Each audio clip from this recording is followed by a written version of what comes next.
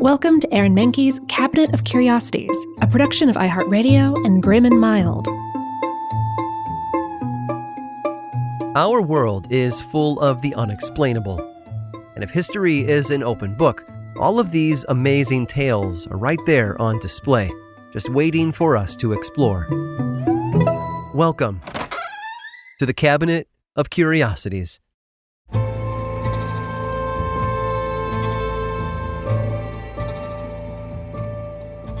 It's been argued that one of the only jobs a person can get wrong and still keep is that of a TV news meteorologist. If a weather person said it was going to be sunny and 75, but you should have brought your parka and a snow shovel, you might think twice about believing them in the future. That happens less and less these days, though, as modern technology allows forecasters to better track weather patterns and storm paths up to the minute. But back in 1838, that wasn't the case. And yet, Irish astrologer and meteorologist Patrick Murphy still managed to shock London with a forecast nobody could have predicted. Well, nobody except Patrick. He had come to England from Cork, Ireland in 1822.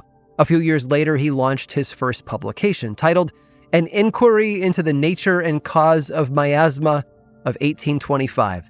Miasma is defined as a vapor or fume that causes disease, like those coming off of a swamp.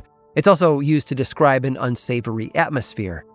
Patrick followed up his first book with a new one in 1830 entitled Rudiments of the Primary Forces in Gravity, Magnetism, and Electricity.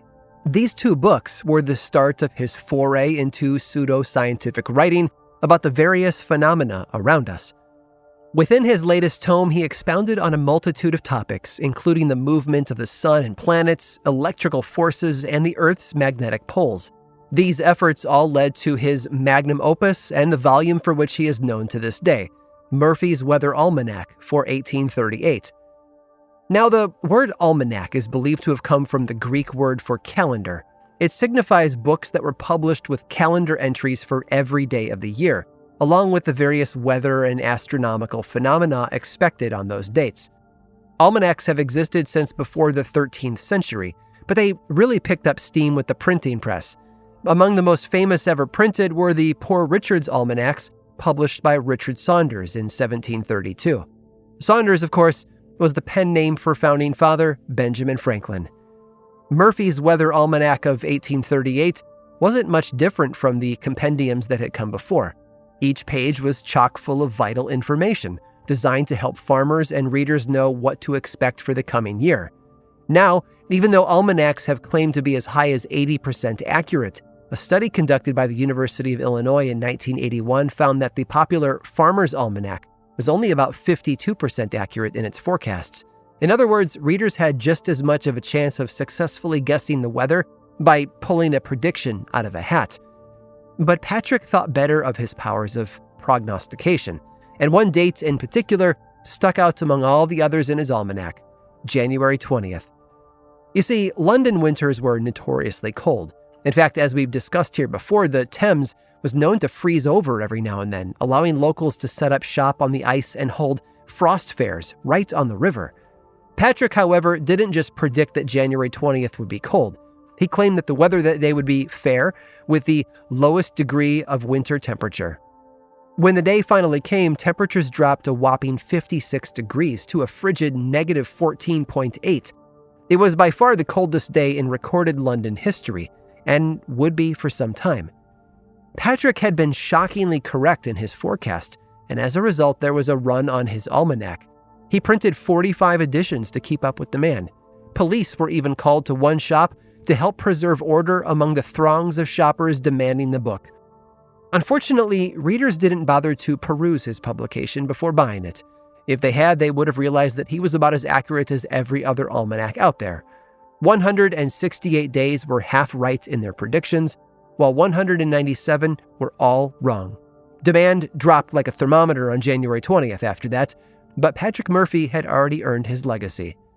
In the years following, those who had survived the freezing temps of 1838 referred to that time as Murphy's Winter. He was never that accurate in his predictions again, and became something of a punchline later on. It seems that being a one-hit wonder in the almanac world was something that Murphy just couldn't weather.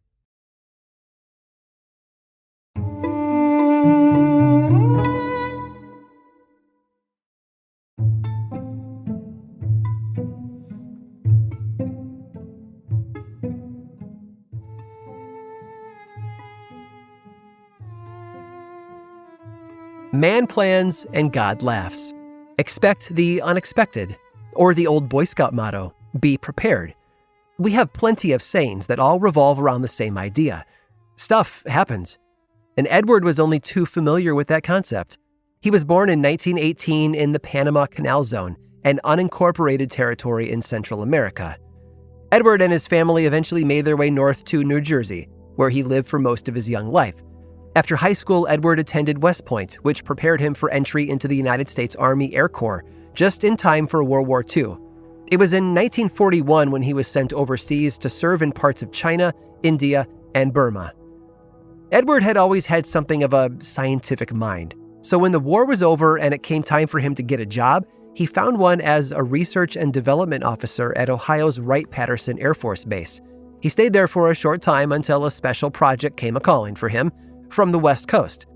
Over at Edwards Air Force Base in California, a series of rocket sled experiments were being managed by Colonel John Stapp.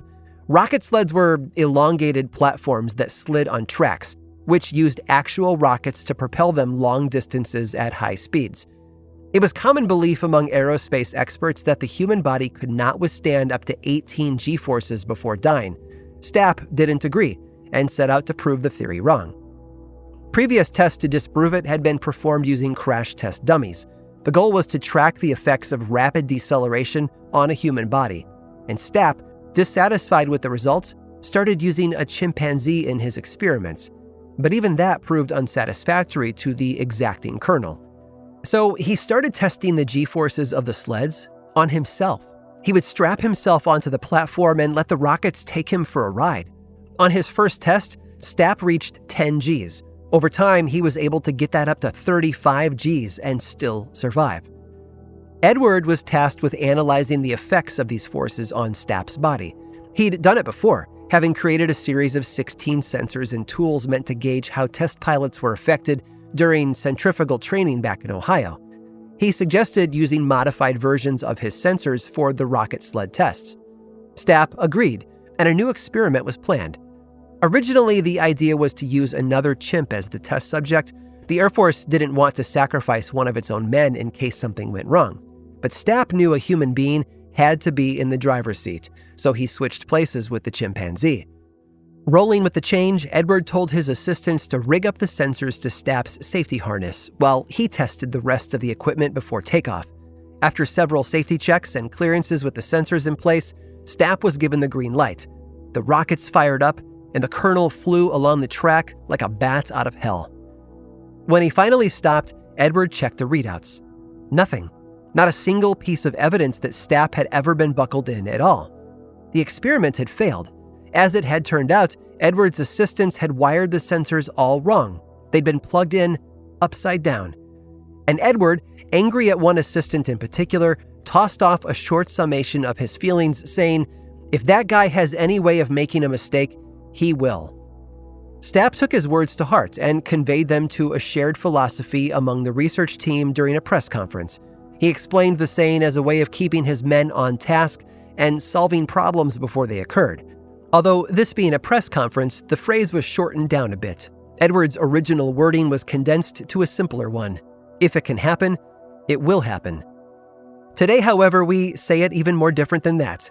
Because without Edward A. Murphy, we wouldn't have Murphy's Law, which states anything that can happen will happen. Or perhaps more accurately, anything that can go wrong will go wrong.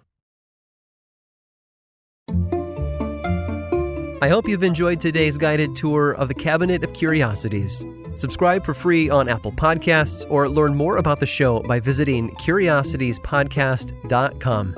This show was created by me, Aaron Mahnke, in partnership with How Stuff Works.